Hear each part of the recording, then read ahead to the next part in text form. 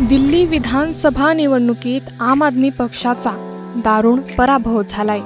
2015 मध्ये सत्तेत आलेल्या आप अवघ्या 10 वर्षातच दिल्लीच्या सत्तेतून बाहेर पडलाय, तर तब्बल 27 वर्षांनंतर भाजपने सत्ता काबीज केलीये। विधानसभा निवडणुकीच्या निकालानंतर संपूर्ण देशभरात चर्चा सुरू झालीये ती आपच्या पराभवाच्या कारणांवर।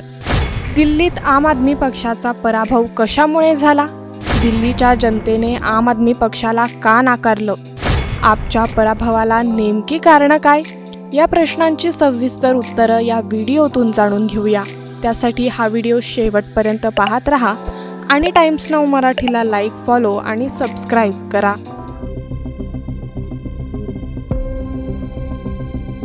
दिल्ली विधानसभा निवडणुकीचे निकाल जाहीर झालेत। निवडणुकीत आम आदमी पक्षाचा सुपडा साफ झालाय। भाजप 48, आप 22 तर काँग्रेसने भोपळा सुद्धा फोडलेला नाही। विधानसभा निवडणुकीत केजरीवालांच्या आपचं अक्षरशः पानिपत झालंय। अण्णा हजारेंसोबत आंदोलनाच्या वेळेचे केजरीवाल आणि आताचे केजरीवाल यांमध्ये बरीच तफावत असल्याचं बोललं जातंय। त्यामुळे दिल्लीकरांनी आपला नाकारल्याची चर्चा आहे। आपच्या पराभवाची नेमकी कारणं काय ती जाणून घेऊया। दिल्ली सरकारने महिला सन्मान योजना सुरू केली। महाराष्ट्रातील लाडकी बहीण योजनेच्या धर्तीवर सर्व महिलांना दर महिना 2100 रुपये देण्याची घोषणा केली। वर्षभरापासून अरविंद केजरीवाल यांची ही योजना राबवण्याची इच्छा होती, पण त्यांची ही इच्छा पूर्ण होऊ शकली नाही। नंतर भाजपने आम्ही 2100 ऐवजी 2500 रुपये देऊ असं आश्वासन दिल्यानं दिल्लीकर महिलांनी भाजपला मत दिल्याचं बोललं जातंय। अरविंद केजरीवाल यांचा आम आदमी पक्षाचा जन्म भ्रष्टाचार विरोधी चळवळीतून झाला, पण 10 वर्षातच पक्षाच्या वरिष्ठ नेत्यांवर भ्रष्टाचाराचे आरोप झाले। दारू घोटाळ्यामुळे केजरीवाल, मनीष सिसोदिया आणि संजय सिंह यांना तुरुंगात जावं लागलं। तसेच कॅगच्या अहवालातही रुग्णालय बांधकाम यांसारख्या प्रकल्पांमध्ये भ्रष्टाचाराचे आरोप झाले।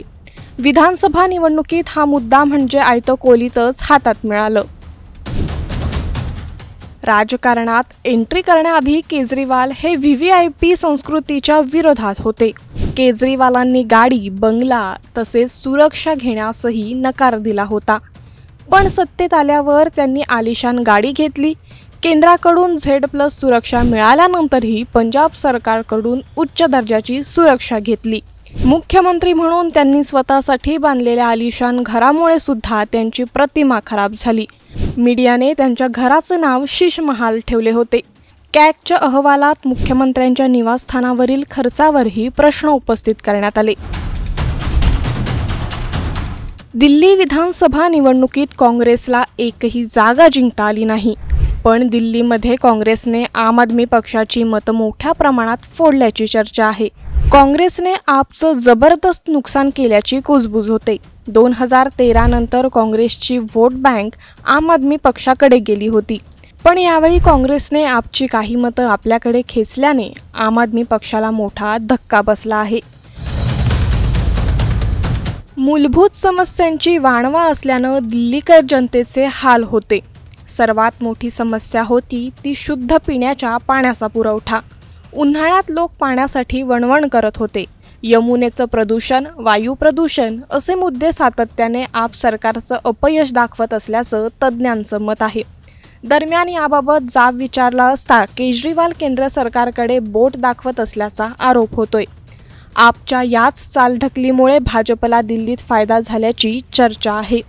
दिल्लीतील दारुण पराभवावरून केजरीवालांचा आम आदमी पक्ष धडा घेईल असं तुम्हाला वाटतं का? आम्हाला कमेंट करून सांगा।